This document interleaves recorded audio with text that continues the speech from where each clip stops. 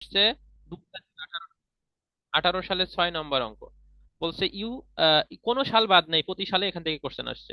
Your company has a average daily cash balance, দেখেন আবারও বলছে সেই এভারেজ ডেইলি ক্যাশ ব্যালেন্স মানে কি C/2। এই যে দেখেন C/2 মানে হচ্ছে এভারেজ ডেইলি ক্যাশ ব্যালেন্স কত, 8,000 টাকা। এই যে 8,000 টাকা। Total cash needed, total cash needed মানে কি, টোটাল ক্যাশ নিডেড মানে কি টির মান, তাই না? টির মান কত, 5,80,000 টাকা। দা ইন্টারেস্ট রেট, ইন্টারেস্ট মানে কি আয়ের মান, আয়ের মান কত, 6% মানে কি 0.06। প্রসেসিং কস্ট অফ টাকা 100 ইজ ট্রানজেকশন, প্রসেসিং কস্ট টাকা ইজ ট্রানজেকশন কত টাকা, 100 টাকা। প্রসেসিং কস্ট মানে কিসের মান, বি এর মান, ঠিক আছে, বি এর মান কত, 100 টাকা।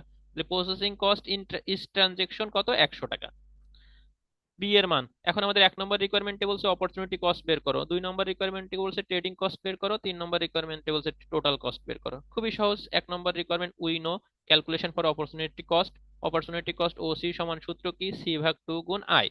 সি ভাগ টু গুণ আই। অপরচুনিটি কস্ট বের করলাম। C/2 মানে কত, C/2 মানে 8,000, আর আই মানে কত, ইন্টারেস্টেড 0.06, ক্যালকুলেশন করলে 480 টাকা। এবার রিকোয়ারমেন্ট 2 এ বলছে ট্রেডিং কস্ট বের করো। ট্রেডিং কস্ট মানে TC, বি গুণ টি ভাগ সি, অথবা টি গুণ বি ভাগ সি, একই কথা। তাহলে টির মান কত, টোটাল নিডেড 5,80,000, আর বির মান কত, প্রসেসিং কস্ট কত, 100 টাকা। আর সির মানটা এখন বের করে নাও। সির মান কত, ওই যে 8,000 ছিল, C/2 সমান কত ছিল, C/2 সমান ছিল 8,000, তাহলে ক্যালকুলেশন করলে কত হয়, 16,000। ঠিক আগের অঙ্কের মতো ক্যালকুলেশন করলে কত হবে, 16,000। তাহলে এবার মান বসাও, বির মান 100, টির মান 5,80,000, আর সির মান 16,000, ক্যালকুলেশন করলে কত আসে, 3,625 টাকা।